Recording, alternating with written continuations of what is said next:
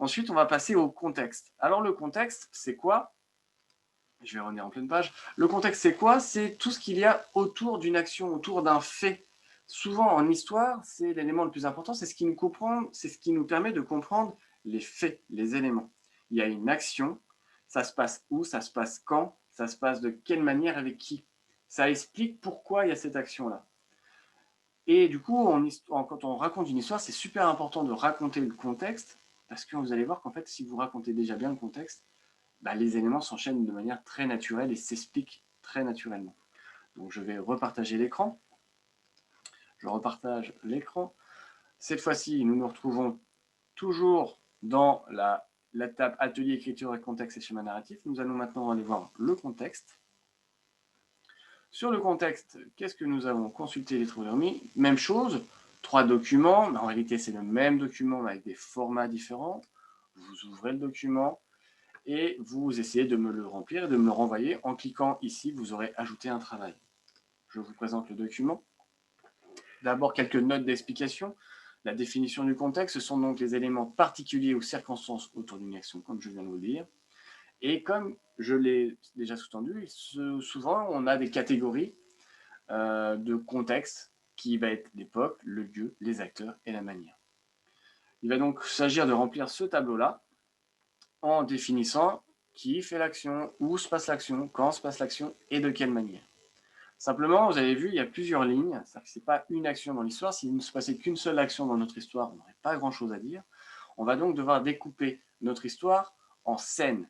Une scène désigne une suite de plans exprimant une idée principale à l'intérieur d'une unité dramatique de lieu et de temps. En gros, une scène, c'est un bout de l'histoire qui se passe au même endroit, au même moment. Donc, vous découpez votre histoire en scènes, en fonction de votre schéma narratif. Vous regardez votre schéma narratif, vous vous dites ça va se passer à tel endroit, à tel moment. Toutes ces parties de l'histoire-là va créer une scène. Dans une scène, vous pouvez avoir la situation initiale, l'opposant qui arrive, le premier élément perturbateur, créer une nouvelle situation et aller du coup créer une première scène qui va de la situation initiale à la nouvelle situation. Vous pouvez avoir 2, 3 scènes. Je vous demande de vous limiter à 3 scènes pour des raisons de faisabilité, en fait, de temps, de durée, parce qu'on ne pourra pas réaliser plus d'une scène. Parce que si vous réalisez plus de 3 scènes, ça sous-entend plus de 3 décors à dessiner, plus de 3 époques, de 3 lieux, de 3 contextes. Ça va faire trop de choses. Vous pouvez vous limiter à une seule scène pour votre action. C'est faisable d'avoir toutes vos différentes actions, pardon, il peut y en avoir plusieurs par contre, différentes actions se déroulant dans un même contexte, dans un même lieu, au même moment. On a donc un seul contexte. Je vous ai fait un exemple. Vous allez voir comme quoi le contexte est super important parce qu'en fait, il va colorer notre histoire, il va lui donner du caractère et des fois, il va même supplanter les personnages. C'est-à-dire que c'est des fois, toute l'action, toute l'intrigue tourne autour du contexte. Je vous donne un exemple. Je suis malade.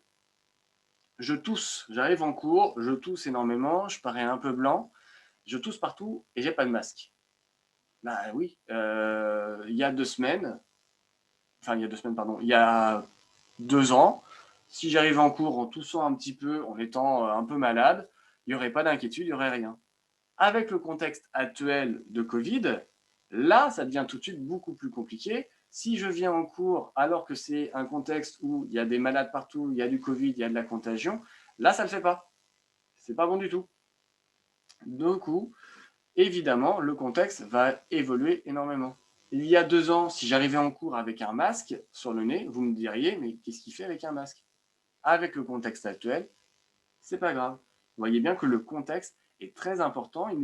Ça peut vraiment être un élément moteur même d'une histoire. Donc, je vous ai donné un exemple de réalisation à faire. Donc, je vous dis descriptif de la scène.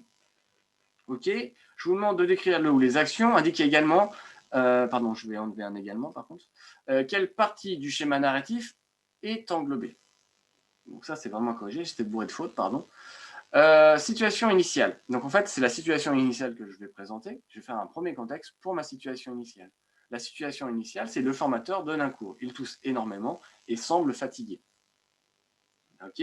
Qui Bah, le formateur qui est malade, plus des jeunes élèves accros aux réseaux sociaux, particulièrement feignants, ne vous sentez pas visé, c'est vraiment juste un exemple.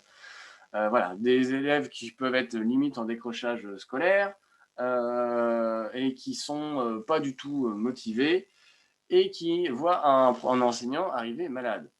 Ou dans une grande institution de formation, mais qui manque de communication, il n'y a pas d'information qui est donnée, les élèves sont au courant de rien et les seules informations qu'ils trouvent, c'est sur les réseaux sociaux en échangeant entre eux. En plus, dans une salle qui est petite, en pleine période de Covid, pour le camp. Comment? Les élèves sont fatigués, démotivés, la moitié de la classe est absente. C'est-à-dire que déjà, si je décris ça, vous pouvez déjà très facilement imaginer des suites possibles à la situation initiale. Vous pouvez déjà imaginer l'élément perturbateur. Ça peut être possible. Tout de suite, vous pouvez vous dire, bah, ok, en fait, les élèves là, ils sont fatigués, ils sont démoralisés, ils sont déscolarisés. C'est pas compliqué. La prochaine fois qu'ils sont censés avoir cours avec le formateur, ils ne seront pas là. Donc je sais particulièrement que dans le prochain cours, les élèves vont se dire que le prof sera absent et du coup, j'aurai personne en cours.